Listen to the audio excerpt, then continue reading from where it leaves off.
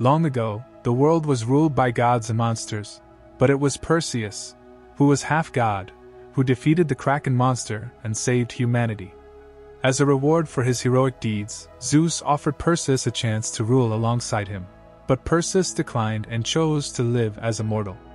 After his wife passed away, Perseus remained steadfast in his decision and lived a simple life as a fisherman while taking care of his son Helios. One evening, Zeus came to Perseus with distressing news. Humanity's lack of prayers is causing the gods to lose their powers, and the demons inside Tartarus may escape, including Cronus, the colossal titan and father of all gods, which could lead to catastrophe.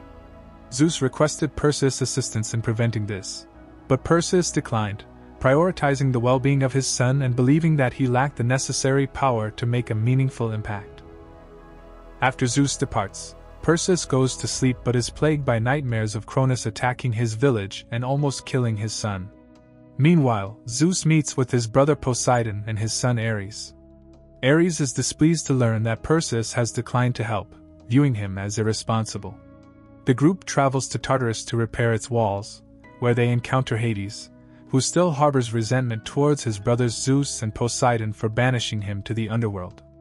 In light of this grudge, Hades betrays his family and unleashes fireballs and monsters. A fierce battle ensues, but the weakened gods are unable to fight at their full strength, and Poseidon is severely wounded. Zeus is distracted by his brother's injury, allowing Ares to knock him out and join forces with Ares. Ares then steals Zeus' thunderbolt to increase his power. Suddenly, a swarm of chimeras emerges from the underworld and begins attacking humans all around the world. One of them lands in Perseus' village, prompting him to hurry back and retrieve his sword to defend his home. The villagers gather around the crater left by the beast, but it quickly returns and sends everyone fleeing in terror. Perseus engages the monster in a pursuit through the village, doing his best to both fight the chimera and keep an eye on his son. Whenever the chimera unleashes a stream of fire, Perseus employs whatever is within reach as a shield. Also seizes any opportunity to thrust his weapon into any part of the beast he can reach.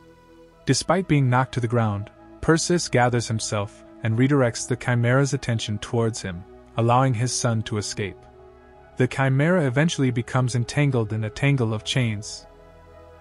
The chimera takes off, dragging Perseus along with it. Once they are beyond the village, Perseus seizes the chains and dupes the creature into breathing fire, causing it to self-immolate. Perseus then enlists the aid of a healer to tend to his injuries and takes Helios with him to the Mount of Idols, a location that was once a place of worship for the gods but is now in disrepair. Upon arriving, they discover Zeus' statue and begin to pray, but it is Poseidon who appears, having narrowly escaped from the previous encounter. He informs Perseus of the treachery and Zeus' capture, instructing him to seek out Agenor, Poseidon's son, who is with Queen Andromeda. Together, they must search for the fallen god Hephaestus, who holds the key to defeating Cronus. Poseidon then requests that Perseus give his son the trident before he passes away. Meanwhile, Zeus is restrained to allow Tartarus to absorb his powers and use them to release Cronus. Ares seizes the opportunity to express his hatred for his father, accusing him of favoring Perseus and insulting the gods by choosing to live as a mortal. Cronus has promised Ares and Hades eternal life in exchange for freeing him, but Zeus believes it to be a ploy to sway their allegiance. In the village, Perseus ultimately recognizes the need to engage in battle. He bids farewell to Helios, who presents him with a dagger he crafted himself. Perseus summons his black Pegasus, who carries him high into the sky. Perseus is able to locate Queen Andromeda's armies who are preparing for battle near the entrance to the underworld. Initially, the archers attack Perseus as he flies by, but they quickly realize that he is the hero who defeated the Kraken and put down their weapons. Perseus is greeted with reverence and reunites with Andromeda, sharing all the information with her, including the warning to stop praying to Ares, lest his presence be summoned.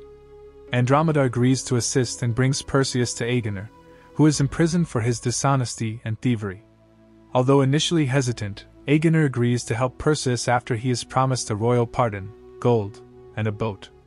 Andromeda agrees to provide all of these things to Agenor for the sake of humanity.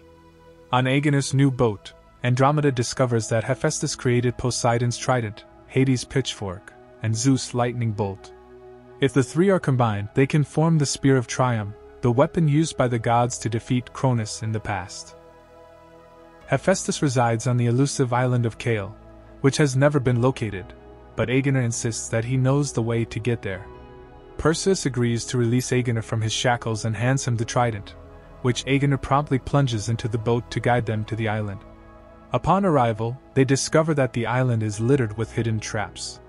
Andromeda's guards suggest praying to Ares for protection, but Perseus reminds them that Ares is no longer on their side. Despite their caution, Agenor stumbles into a wire trap and becomes ensnared. While they contemplate how to rescue him, the trap suddenly lifts into the air by its ropes, and Perseus pursues it only to be confronted by a surprise attack from a Cyclops.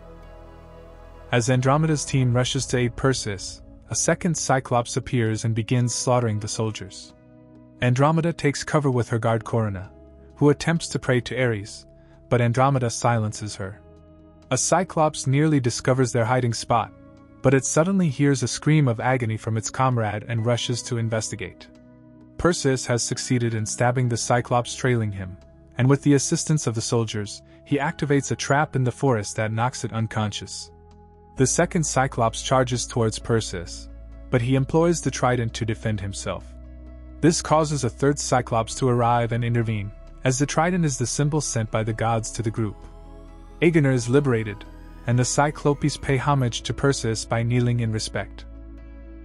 Meanwhile, Ares takes advantage of Zeus being restrained and repeatedly attacks him. Ares, however, is oblivious to his own limitations, and Hades has to intervene before he jeopardizes the plan. The chains wrapped around Zeus's arms absorb his power, causing him to age rapidly. Finally, the group reaches Hephaestus's lair, but the old god seems to be in a state of confusion. Although he recognizes Perseus, he explains that he cannot assist them since Zeus stripped him of his godly abilities when he banished him to the human realm. Andromeda implores Hephaestus for help by holding his hand and reminding him of his wife Aphrodite, which convinces him to reconsider.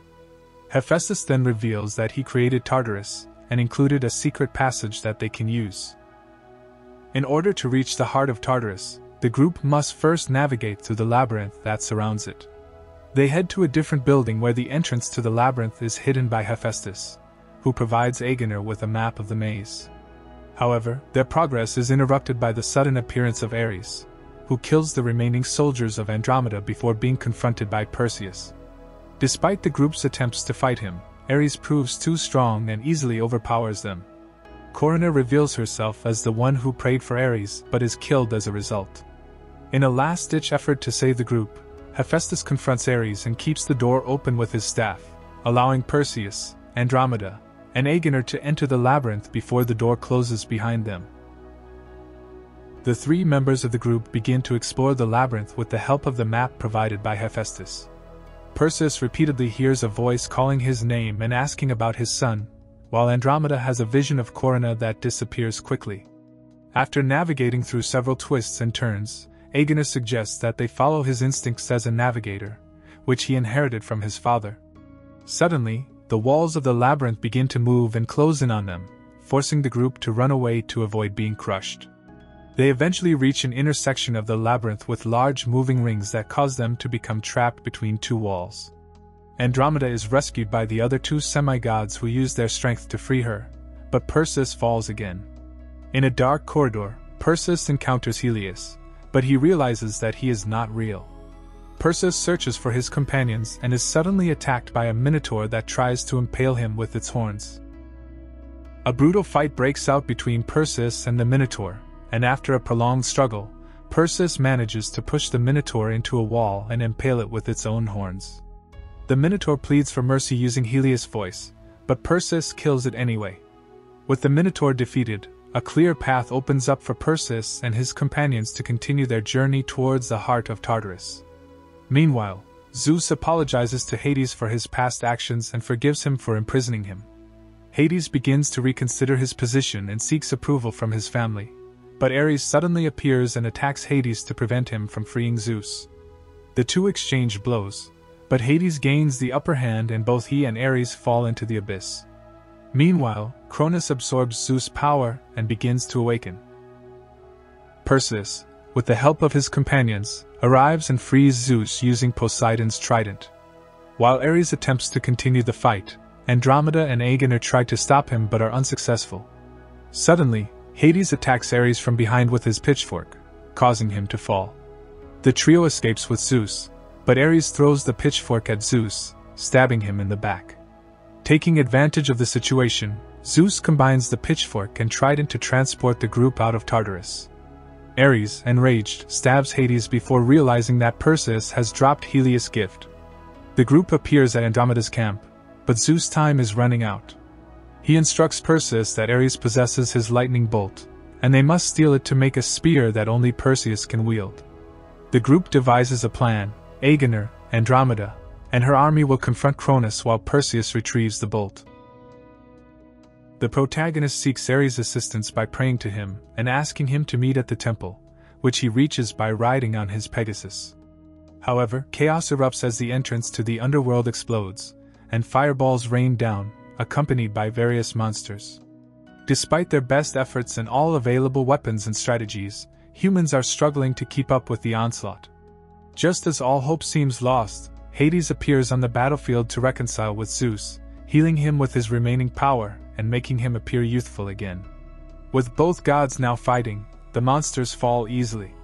Meanwhile, at the temple, Perseus discovers that Ares has brought Helios to witness the hero's father being taken away, similar to how Ares was forced to watch his own father's fate. The brothers engage in a heated battle, but Ares easily overpowers Perseus, who is only a demigod. In a critical moment, Helios steps forward with his father's sword, which distracts Ares, giving Perseus the opportunity to jump on him from behind and snatch the lightning bolt. Perseus uses the bolt to defeat Ares once and for all, completing his collection of the three weapons. He then combines them to create the Spear of Triumph. Meanwhile, Cronus awakens and appears on the battlefield, prompting Zeus and Hades to focus their efforts on attacking him. Unfortunately, their powers are not enough, and Cronus proceeds to unleash destruction upon the area, shooting lava all around. Perseus arrives on his Pegasus, but the pouring lava prevents him from approaching to strike. Hades and Zeus combine their powers to deliver a powerful blow to Cronus, allowing Perseus to move closer. This action infuriates Cronus, causing him to strike the ground, unleashing a massive wave toward the gods. Zeus shields Hades with a force field but is unable to withstand the attack and is thrown back. Seizing the opportunity, Perseus evades Cronus' final lava wave and flies directly into his mouth, plunging the Spear of Triumph deep into Cronus' body. The plan succeeds, and Cronus explodes into ash. The army rejoices, and Andromeda is overjoyed to see Perseus return unharmed.